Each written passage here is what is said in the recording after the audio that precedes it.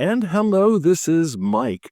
One of my favorite railfan locations in Northwest Ohio is Fostoria, Ohio. Fostoria is a very interesting place both today and historically. The main attraction in Fostoria today is the Fostoria Iron Triangle Rail Park. Other sites of interest in Fostoria, just to the west of the entrance to the park, which is right here off of Poplar, is the original B&O depot still stands over here right off of Main Street, and you can park here in the parking lot and get footage both of the original B&O and nickel plate. So let's zoom in here on the park itself and get the lay of the land of what railroads we're talking about here. Across the north of the park, this is the original nickel plate road, now Norfolk Southern. So as you continue off to the east, it heads to Bellevue, and to the west, we can go to, there's a branch to Lima, or you can continue west to Fort Wayne, which is the majority of the traffic. This was the nickel plate main line, part of the whole Buffalo to St. Louis or Chicago system that became part of Norfolk and Western in 1960. Today, now that Norfolk Southern has ownership of most of the old New York Central water level route across northern Ohio from Cleveland to Chicago, that route is their primary route for Chicago to Cleveland traffic. This line is kind of a safety valve for that route, but it does still get quite a bit of intermodal traffic coming from St. Louis and Kansas City. Here in the north-south orientation is the original Chesapeake and Ohio, actually originally Hocking Valley, which became C&O, of course, then Chessie System, and today is CSX. Going north, it gets you to Toledo, actually the south end of Walbridge Yard, then on to Toledo, Detroit, and points north. And then to the south, it eventually makes its way down to Columbus. From Columbus, it continues southeast and reaches into the heart of Appalachian coal country. This east-west route is the original Baltimore and Ohio. This is the old B&O main line to Chicago. This is CSX's main east-west route. So it's a great deal of traffic.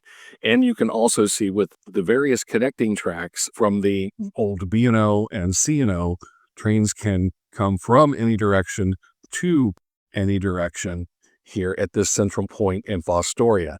In the center here is CSX's F Tower. So now that you know the railroads, let's look at the park amenities. As you can see here, there is plenty of parking. There is wide open area so that you can plant anywhere in this area and shoot panoramic views of everything going on here on the C&O and B&O, or right along the frontage here of the Norfolk Southern. Here is a covered shelter, permanent restrooms, those are nice, and to keep you occupied when there isn't much traffic, there is a B&O caboose right here that you can take a look at.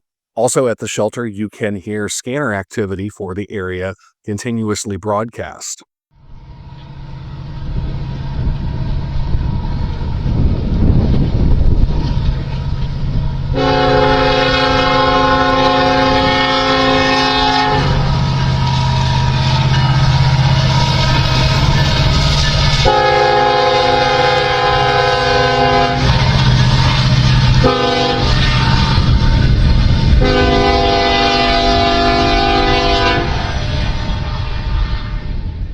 My first live catch on this blustery December day was this eastbound NS stack train led by SD70 Ace number 1200 and AC 44-6M number 4736. I had been caught by an eastbound CSX before I entered the park. When I say blustery, the temperature was about 22 degrees with a light breeze out of the northwest at 30 to 40 miles per hour, giving wind chills right around zero. While the double-stack train was still passing by, a westbound Norfolk Southern steel coil train led by a rebuilt ex-Conrail SD50 and an old Penn Central GP38-2 came by.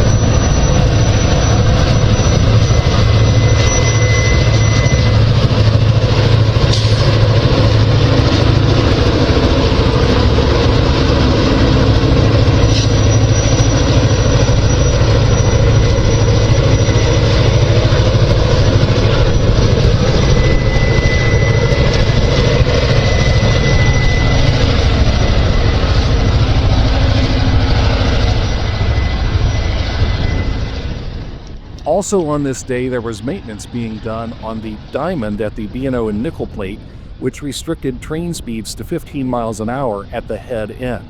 That is why many of these trains are going slower than they normally would at Fostoria.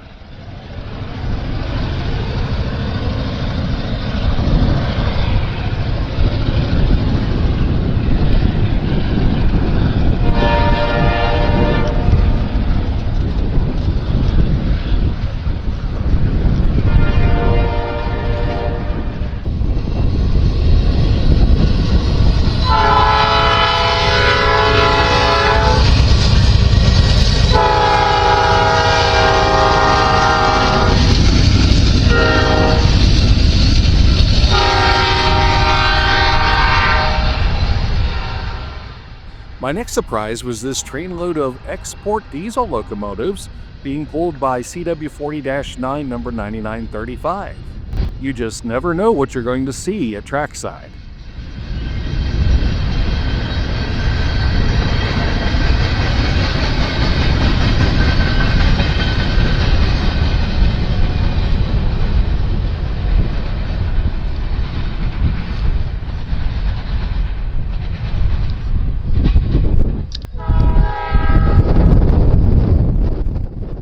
While the temperature kept dropping, the trains kept coming.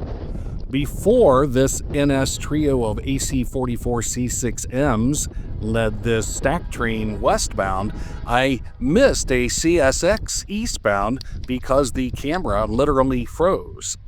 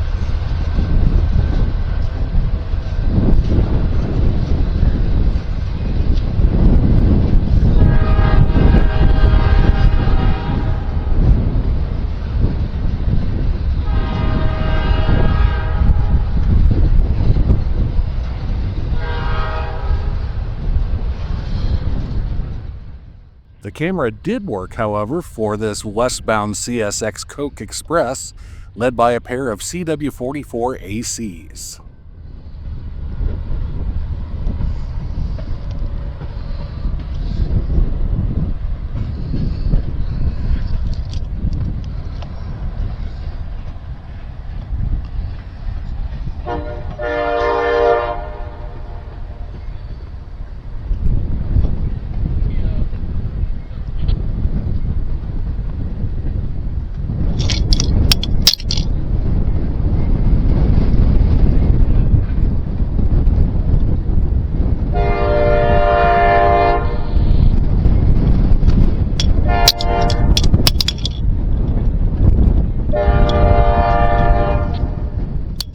And then the CSX local appears, coming out of the C&O yard and taking the turn towards the small NS yard on the northeast end of town. The horn answering the local is another CSX westbound.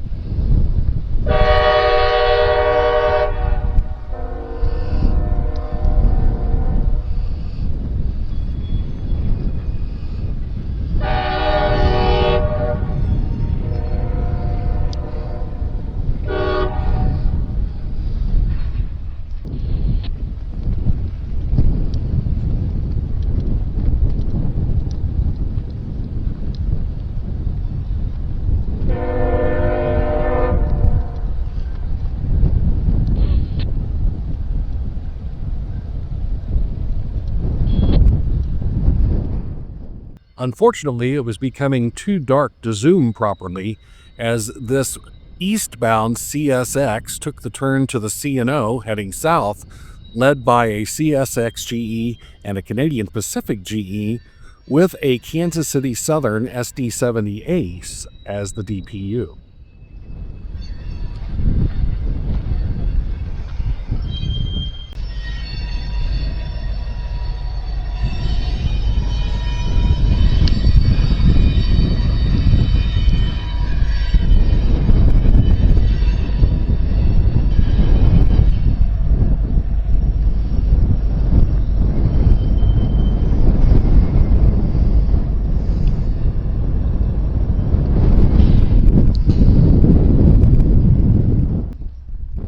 Then the very stealthy Norfolk Southern local came by westbound, powered by GP60 number 7140 in Operation Lifesaver colors.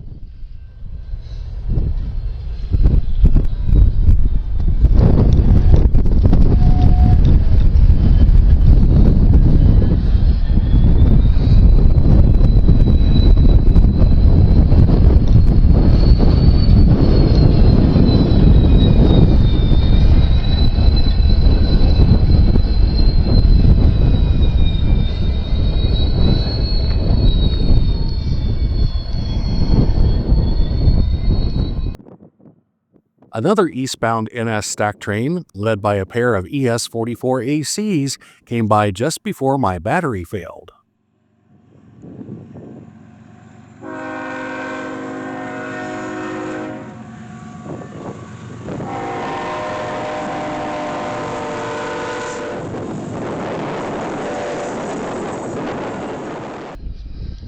Then, swapping out my camera batteries for a fresh, warm one, it was just in time for the NS local to return with a fresh set of cars.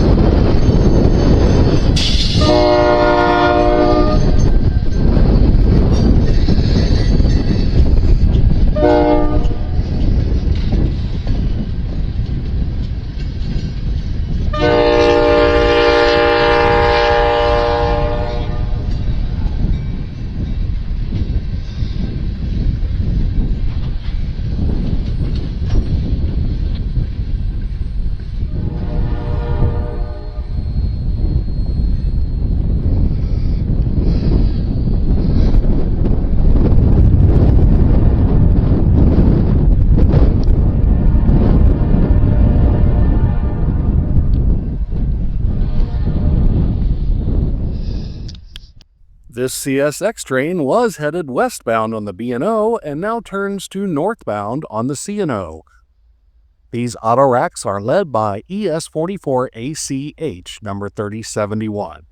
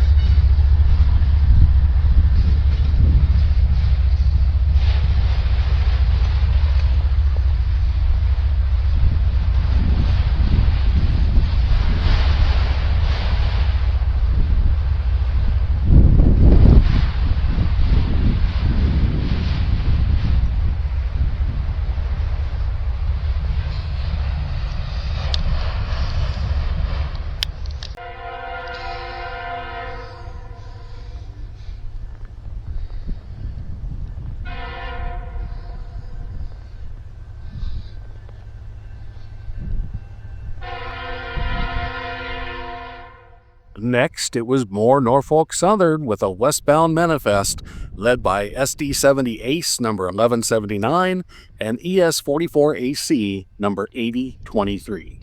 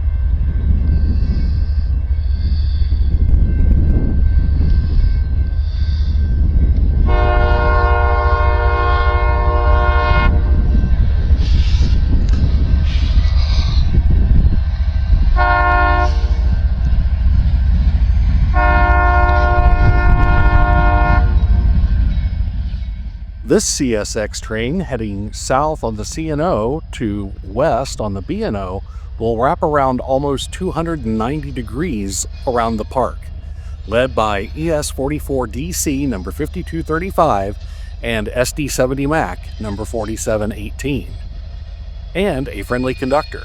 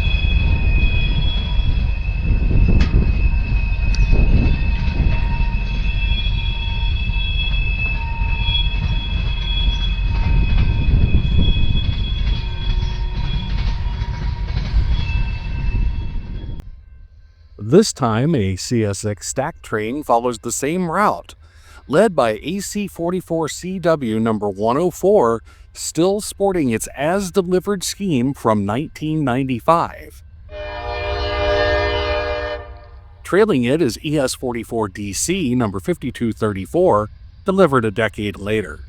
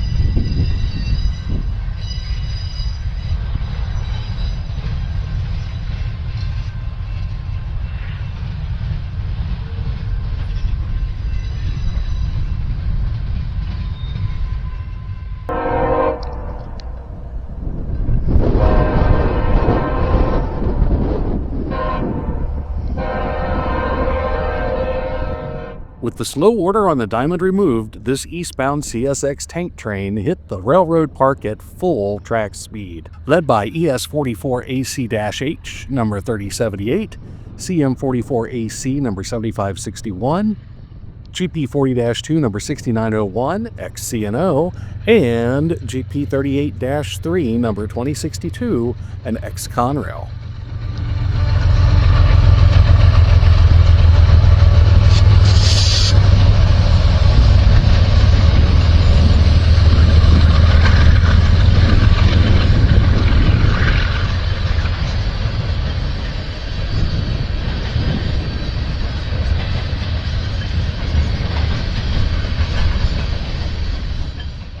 With the light fading and the next snowstorm on the way, it was time to leave. But I will be back to Fostoria Rail Park.